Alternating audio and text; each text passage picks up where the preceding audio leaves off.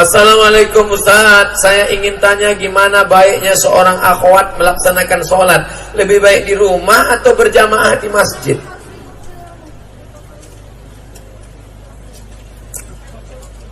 Perempuan yang sholat di dalam pekarangan lebih baik dalam rumah, lebih baik dalam kamar, lebih baik dalam tempat yang sempit. Dalam pekarangan lebih baik dalam rumah, lebih baik dalam kamar, lebih baik dalam tempat yang sempit. Tapi jangan lupa ada hadis lain. Apa kata Nabi ketika meluruskan shaf? Sawu sufuf, luruskan shaf.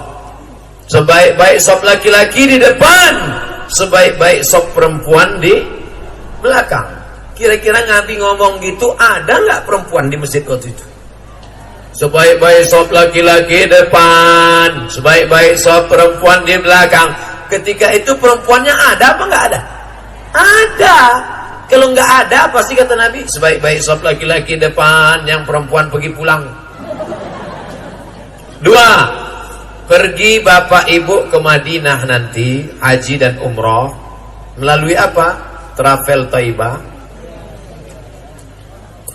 Sampai di sana, masuk ke Taman Raudhah, menghadap ke kiblat, tengok di sebelah kiri. Babun Nisa, pintu perempuan. Pintu perempuan itu bukan sekarang. Zaman Umar bin Khattab, kalau ada laki-laki masuk dari pintu perempuan dicambuk pakai rotan. Itu menunjukkan kira-kira ada nggak perempuannya waktu itu? Ada. Apa ada ditulis di situ? Babun Nisa, dalam kurung jin saja. Artinya perempuan ada sholat di masjid, tapi syarat dan ketentuan berlaku ketat. Perempuan ke masjid itu syaratnya ketat. Jangan sampai menimbulkan fitnah. Ini sholat maghrib ke masjid, datang jam 6 pakai celana sempit, mukenanya di rambutnya gerabang dari rumah, hair dryer nggak ada, mengeringkan rambut sekali. Sampai ke masjid pakai celana sempit. Yang mau ke masjid orang tua nengok itu masuk parit ya.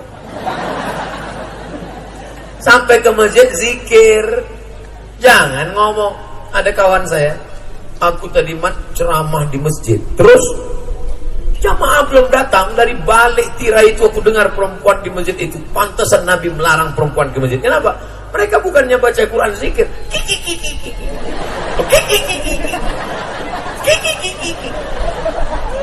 hampir kurukyah lagi gitu. Andai saya cepat masuk masjid dengar suara itu, saya rukyah dari balik dinding. Allahu la ilahil qayyum la ta'khudhuhu sinatun.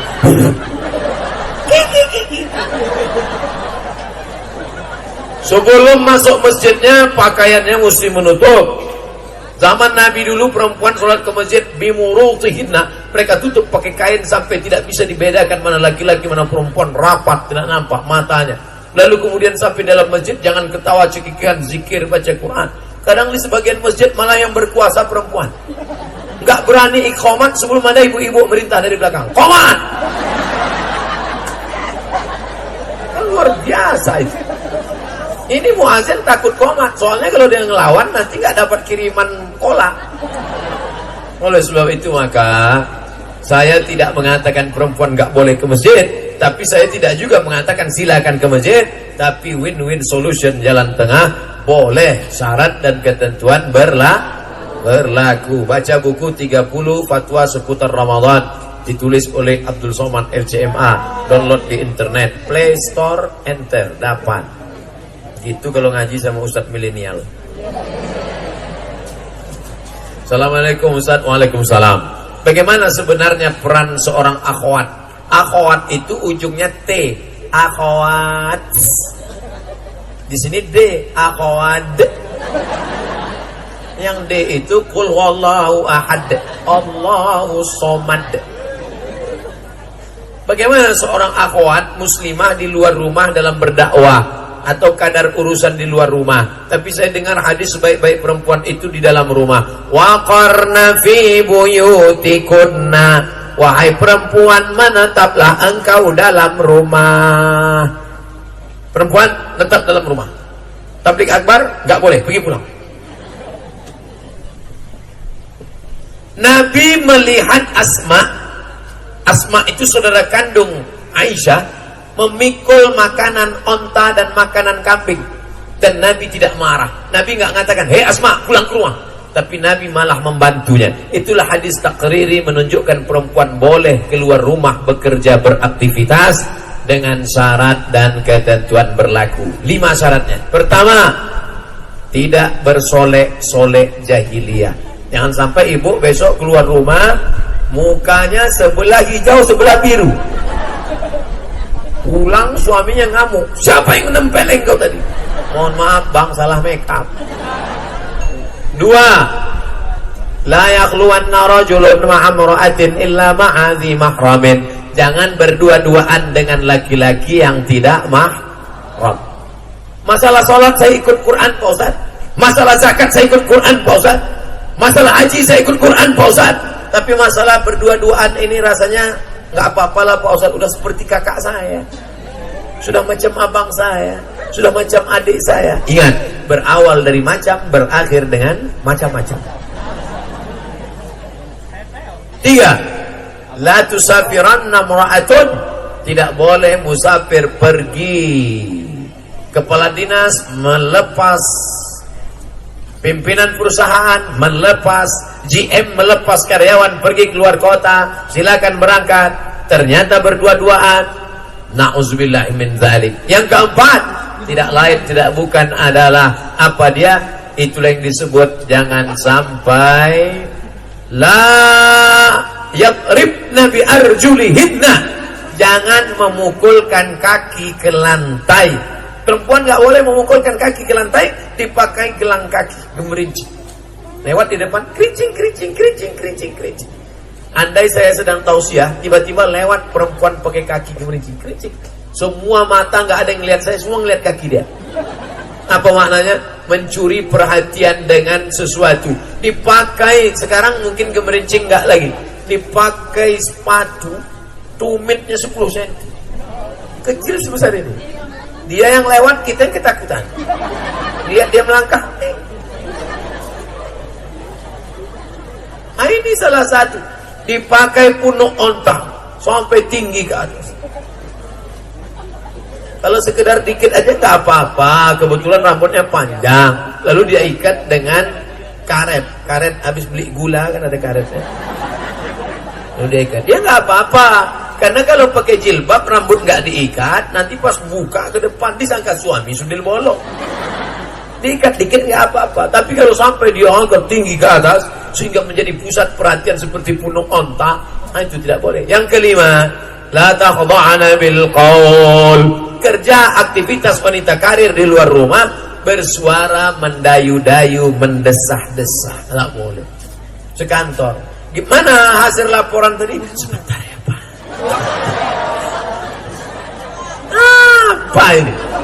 Makanya kalian kalau ada orang nelpon itu, kalau ditanya, Assalamualaikum, Waalaikumsalam. Di mana nih? Samarinda. Kalimantan Timur. Assalamualaikum, Waalaikumsalam. Di mana nih? Samarinda. Itulah terjadi semua kekacauan. Berapa banyak perselingkuhan terjadi gara-gara apa? Gara-gara salah sambung.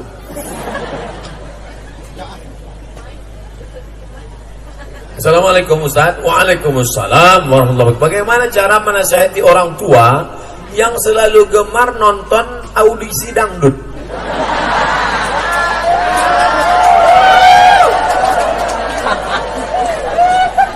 Yang saya ceramahi anak muda, saya pikir orang tua sudah selesai. Ternyata anak mudanya ngaji, orang tuanya nonton audisi dangdut. Malah berdoa supaya itu yang lulus. Ya Allah, tolong banyakkan SMS untuk yang ini.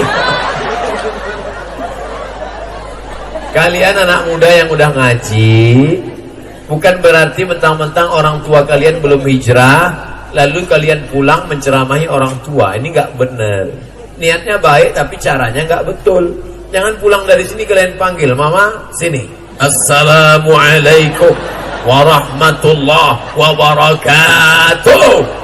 Kan begitu. Tapi kalian kasih tahu, kira-kira yang mamamu ini yang suka nonton audisi dangdut ini, kira-kira omongan siapa yang dia dengar? Kira-kira omongan siapa yang dia dengar? Cari orang lain yang omongannya didengar supaya menasehati dia. Oh, dia dulu pernah pergi umroh sama Ustadz Yuliansa. Ustadz Yuli ngomong dengan dia, dengar. Dengar. Ibumu kerja di mana? Ibu saya kerja di kantor Pak Wali. Biar Pak Wali ngomong semuanya. Sini. Kabarnya dia suka audisi dangdut ya. Kok bapak tahu? Intel saya kan banyak itu. Padahal anaknya udah lapor. Mudah-mudahan. Tapi jangan lupa doa. Doa silahul mu'min. Doa senjatanya orang beriman. Mudah-mudahan dengan kau doakan, maka orang tuamu juga mendapat hidayah, insyaallah. Amin. Kalau Ustadz nasihatnya bagaimana? Hai ibu-ibu yang masih suka audisi dangdut. Kami nggak suka kok Ustadz kau nunjuk kami. Saya nunjuk kamera. Hai ibu-ibu dimanapun berada, baik di Samarinda maupun di ujung dunia, kalian yang masih suka nonton audisi dangdut, ingatlah bu, kau akan mati menghadap Allah dan kau tidak akan dikirim oleh lagu Kiong Racun Kucing Garong Kabin Kaji Kabigam Kuc Tahe. Telingamu akan ditanya, seandainya malaikat maut mencabut nyawamu, ketika itu telingamu sedang mendengarkan suara Ustadz Syahrani, maka saat itu bangga. Apa kata Allah kepada malaikat? Malaikat, putarkan rekaman terakhir saat dia mati. Apa bunyi suara di telinganya? Siap, kata malaikat. Diputar suara telinganya. Bismillahirrahmanirrahim. Ar-Rahman. Masukkan dia ke surga. Masuk. Yang satu lagi mati.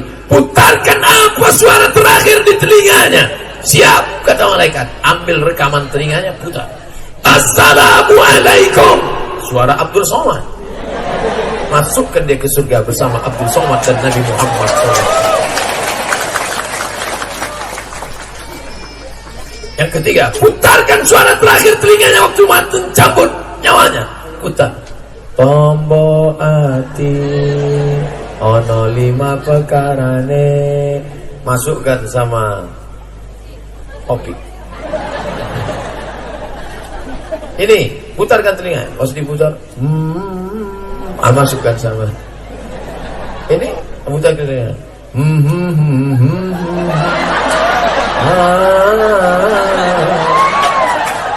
Masukkan sama Amitabh Bachchan, Sanjay Dutt, Kuc Tahe, Kabikaji Kabigam. Almar'u ma'aman ahab. Orang akan bersama dengan siapa yang dia cintai. Wahai ibu-ibu yang masih suka audisi dangdut, kau akan bersama dengan penyanyi dangdut yang melihatkan kakinya, yang melihatkan betisnya, yang melihatkan bupati buka paha tinggi-tinggi.